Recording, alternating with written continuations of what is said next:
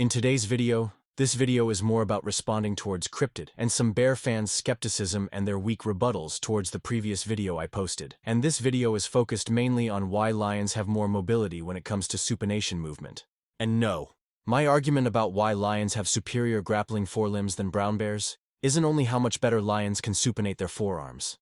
I still won't post all the datas yet regarding the forelimb, but that will be posted on my next video. The passionate emotional attachment of many bear fan aficionados with their fallaciously subjective arguments simply can't let their emotional bias aside. Brown bears do have advantages in dexterity in certain movements, but lions exhibit a nimbleness that often exceeds the preconceptions.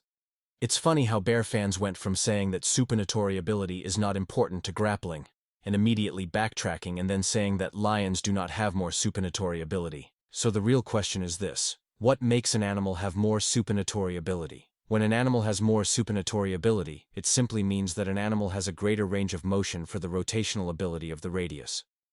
Additionally, people must also understand what range of motion means. Range of motion is the measurement of the distance and direction a joint can move to its fullest potential. This is a critical indicator of joint functionality and flexibility, typically expressed in degrees or measured using a goniometer. Range of motion is also often used interchangeably with mobility and flexibility in casual settings. Now stop and observe. This line represents the range of how much the radius can rotate.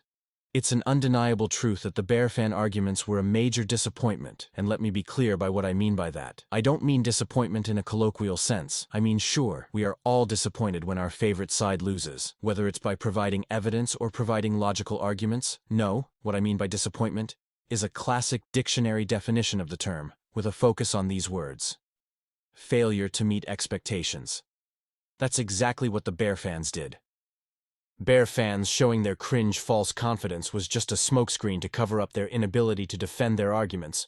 Not only do bear fans classify multiple index incorrectly, but their arguments are also very weak, flawed, and illogical, since they used univariate reasoning or a single metric for determining supinatory ability for brown bears. They ignore how body mechanism works.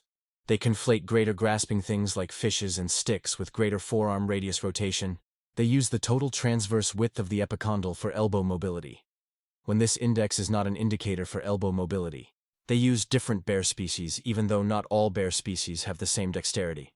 And last but not least, they use an irrelevant brain study about motor control, even though this has nothing to do with how much a bone can rotate or move. These two index are the only traits that brown bears edge against lions when it comes to rough indicators for rotating the radius, and it's not enough for brown bears to offset and provide more mobility to rotate the radius. This is wishful thinking and not a real data or index.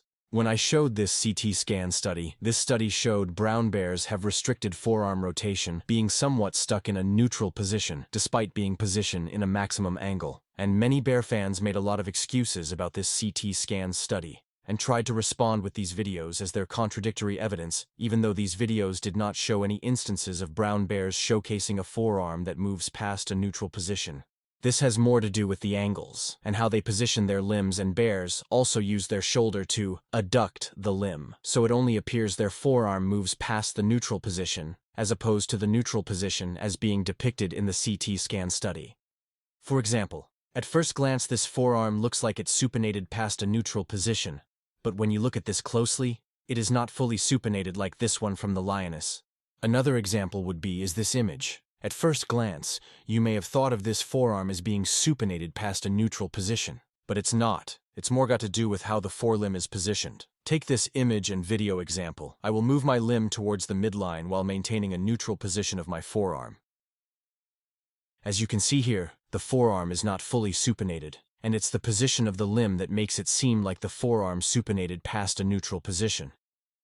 There's a huge difference between an established fact provided by multiple scientists versus an expression of faith by a bear fan who thinks his opinion matters more than the actual scientist's data. Empirical evidence? What? That's not empirical evidence at all. It is an unconfirmed visual impression, mixed with confirmation bias. The notion of these brown bears showcasing a forearm supinated past a neutral position based on these so-called empirical evidence is not an established fact. Cryptids' so-called empirical evidence are neither an empirical evidence nor an established fact. It is based solely on wishful thinking. Cryptids' freeze argument is very weak and simply an excuse. Cryptid's argument about freezing affecting the results is not only illogical, but also hilarious. Amaike et al., the CT study, measured skeletal rotation of radius versus ulna from CT images across multiple specimens and species, and found consistent, species and age-dependent patterns like adult brown and polar bears show much less supination. Proper freeze-thaw protocols and prior work show frozen cadavers thawed for examination usually recover realistic joint pliability, and bone morphology, the real limiting factor for rotation, is not altered by freezing. Independent dissection work on brown bears also shows bony and muscular anatomy consistent with limited supination, like the brown bear's radial head being angular rather than rounded. In short, the results are most parsimoniously explained by anatomy or ontogeny and ecology, and not by a sloppy freezing excuse provided by a bear fan. Freezing is such a sloppy excuse, and it does not bias the results at all. If Cryptid is claiming the specific specimens were tested while still being frozen, freezing to -15 degrees Celsius is not by itself a knockout argument. Yes, freezing can stiffen soft tissues while frozen, but standard practice for cadaver biomechanics is to thaw. I don't know why he bothered to bring up freezing as an issue, and only to contradict himself at the end by pointing out it was thawed. And controlled thawing restores joint pliability to near-live values done properly. In other words, a frozen specimen does not permanently lock range of motion if properly thawed before measurement. If Cryptid is claiming freezing is what leads to joint or muscle problems, freezing is very useful and does not cause problems because it slows the movement of molecules, causing microbes like bacteria, yeasts, and molds to enter a dormant stage, which prevents the rapid decomposition that occurs at room temperature. By keeping a carcass in its pristine state, researchers ensure that future data collection remains reproducible and valid. If Cryptid is claiming muscle were frozen solid, the argument still fails. If freezing occurred, all joints would be equally immobilized. You would see zero flexion and extension, or zero pronation and supination, not selective limitation, and cartilage, ligaments, and tendons would also be rigid. But in these scans, elbow flexion and extension or pronation and supination is noted. Only rotational mobility or supination is limited, and that pattern indicates osteological constraint, not temperature. Authors used multiple specimens to assess average score and not just a one-fluke carcass. The frozen issue and the rest are weak justifications and just a bunch of excuses. That is a skeletal index of pronation, supination, not a subjective "the results are skewed." Bone geometry and the relative position of radius versus ulna are what set the upper limit of rotation. When I brought up this study on my previous video, this study mentions that house cats not only has better rotational ability of the radius, but also has a larger supinatory muscles. And Cryptid cannot accept this fact that a house cat has a superior supinatory ability. This paper cited the CT scan study of brown bears' limited supination, and as mentioned here, the limited rotation, or the discontinuity, was confirmed on Figure 4. The rotation of the brown bear's radius is limited because the rotation is interrupted due to the shape of the radial head being less rounded in the brown bear. All of this excuses about the age of the bear, or the supination angle not being mentioned in the study doesn't matter. And what matters now is that a rounder radial head allows for greater rotational ability of the radius. The same CT scan study also mentions that a rounder radial head allows more rotation for the radius. And as we all know by now, brown bears have an angular radial head compared to lions' rounded radial head. Lions possess no morphological trait that interrupts or limits the rotation of the radius in the proximal radio-ulnar joint. Supination is not governed by the distal area of the humerus alone. Supination is rotation of the radius around the ulna, and that motion is constrained or enabled by multiple specific morphological traits for a kinematic chain, not just by the distal area of the humerus alone. The roundness of the capitulum is a more important indicator of greater forearm mobility for supination than a wider but flat capitulum, although the capitulum is wider on the brown bear, but it is flat, which reduces the rotation of the radius and offsets the wider capitulum advantage. In skeletal function, the roundness of the capitulum of the humerus is a more important indicator for a greater forearm mobility for supination than a wider but flat capitulum of the brown bear. And this distinction is particularly evident when comparing brown bears against humans. The latter have narrower capitulum than the former. But we know this for a fact, that we as humans have more ability to rotate the radius than the brown bear, despite having a transversely narrower capitulum. The brown bear's wider capitulum is not definite, and this wider capitulum is only meaningful if bears and lions had similarly shaped capitulum, in which they do not. The lion has a greater mobility in the capitulum, and it's easy to understand why, in biomechanics, the capitulum articulates with the proximal articular head of the radius bone of the forearm, forming the humeroradial joint, and functions like a ball and socket joint, where the ball is the hemispherical capitulum, which facilitates a wider range of supination in the forearm, crucial for grappling. The morphology of the brown bear's capitulum being flat directly influences the shape of the radial head, and consequently, the range of motion at the humeroradial joint. A flatter capitulum, as observed in bears, typically articulates with a less concave radial head, and this anatomical configuration limits the degree of rotation possible, thereby having less supinatory ability than the lion. Deep down, bear fans knew my first video stands uncontested. This is typical for bear fans who can't let their emotional bias aside. I haven't posted all the details on my first video, but I'll continue to show more evidence and destroy the bear fan narratives. Bears have less twisted radius, implying less mobility for supinatory ability. The orientation of the long axis of the proximal epiphysis in relation to the distal epiphysis, according to experts like Dr. Argot, can imply a different range of rotation of the radius. And the lion having the most twisted radius bone than the brown bear implies a greater range of supination. The multiple data I've gathered together destroys the myth of brown bears having superior supinatory ability. The bear fan propaganda collapses completely with this additional evidence. And no, I'm not directly saying that the wolf has more supinating ability than the brown bear, despite having a rounded proximal radial head. While wolves have a round radial head, similar to lions, their ability to supinate is not necessarily greater than a brown bear's. This is because the degree of twist in the radius bone also plays a significant role in range of motion. Lions have the most twisted radius among the carnivores studied, followed by bears, bear dog, and then the Canis lupus, or wolf, which have the least twisted radius. This less twisted radius in wolves means their radius bone is positioned more towards the front of the arm relative to the ulna bone. Consequently, this would mean that the wolf's radius bone is tightly bound with the ulna, very similar to the ungulate's forearm, as I've already mentioned on my previous video. PC2 scores differ because they come from different PCA analyses with different samples and covariance structures. But nevertheless, the main context never really changed because this PC2 is still based on the Trochlear shape as noted. And more importantly, it should be noted that the Trochlear area does not articulate with the radius, and does not really involved in rotating the radius. More distally projecting trochlear flange may be correlated with grapplers, but the trochlea itself is not involved in rotating the radius bone. The ranking about who is higher or lower within the same figure never change. For example, the polar bear scores the most negative PC2 of any bears, and the sloth bear scores the nearest to positive PC2 score. In plain words, PC2 only changed because they did a rerun on the PC2 analysis. That's it.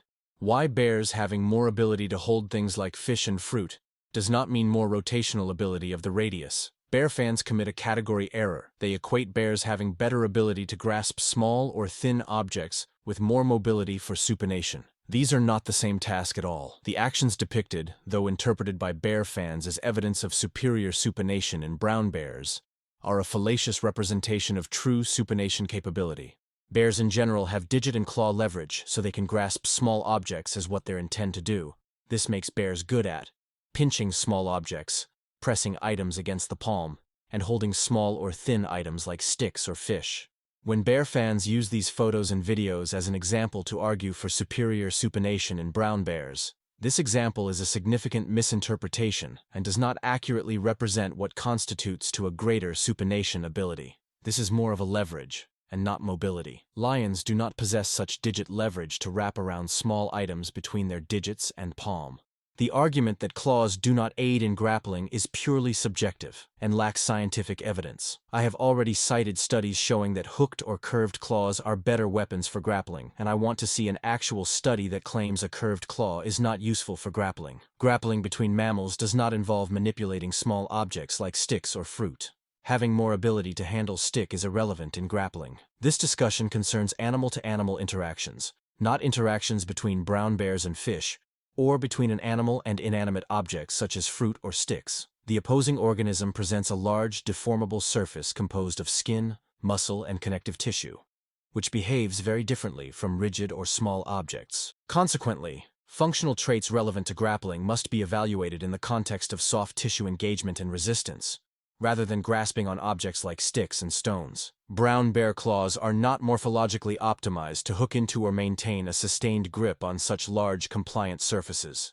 Their claws are relatively long, robust, and only weakly curved, a configuration that is well suited for digging, tearing apart substrates, and foraging, but less effective for resisting pull-out forces during close contact grappling. My first video struck harder than the bear fans expected. So this person, for example, proclaimed that I called a biologist of being a bear fanboy, even though I said none of this at all. And it shows how far bear fans are willing to go to fuel their fragile egos. He lied and made up a false narrative to try to demoralize me and to get people not to listen to me. This is their coping mechanism, because the video struck harder than they expected, so they perform damage control. They try to discredit this photograph of a lioness showcasing more supenatory mobility and claim this doesn't prove anything since this doesn't align with their personal agenda. These facts are being hijacked by bear fans, who wants you to ignore the multiple evidence I provided so that they can paint a fantasy as if it's real. I'm not inventing this out of thin air, since this was already supported by the multiple studies I've already cited on my previous video. So, when this lioness shows more range of supination in a real hunt, this is not an anecdote. This is an ecological validation of anatomy, and this image is consistent with predicted joint function, not contradicted by multiple bone morphology studies, not surprising and corroborates the anatomical and functional expectations, reinforces the functional conclusions, and etc. If bear fans were right, brown bears should not have these multiple morphological traits that implies less mobility and restriction for supinatory ability. Multiple evidence proves the opposite of what bear fans expected, and these multiple morphological traits do not imply greater supinatory ability. So now bear fans are stuck with the facts I provided. Put together, lions have both morphological permission and functional expression of greater supinatory ability, and brown bears may have retained supination, but a more constrained rotation of the forearm. These are not cherry picks. These are multiple morphological traits that are consistent with the notion that brown bears have more limited range of motion with their forearm rotation. Not only are these multiple, but these multiple morphological traits are from different areas of the limb that are primarily involved with the rotation of the radius in the most crucial areas. But the truth of the matter is, my first video was already a deciding factor about why bears have less supinatory ability, but nevertheless, let's continue to the topic. These links or joints act as a coordinated kinematic chain to allow for mechanism of the forearm pronation and supination. Then what is a kinematic chain? A kinematic chain is an assembly of links in which the relative motions of links provide a definite motion. Pronation and supination require the humeroradial, proximal radio-ulnar and distal radio-ulnar joints to move at the same time. A restriction in any one of these joints will restrict the entire motion of forearm rotation. At this point, denial from bear fans aren't skepticism. It is simply just a refusal to accept reality driven by their agenda. Bear fans' argument sets them up for failure. Why bear fans can't and won't succeed is supported by a convergence of evidence I provided that no amount of hard work can easily overcome. The barriers to bear fans' success are not merely doubts, they are structural realities rooted in anthropometry and statistical probability. The ceiling is the floor for bear fans,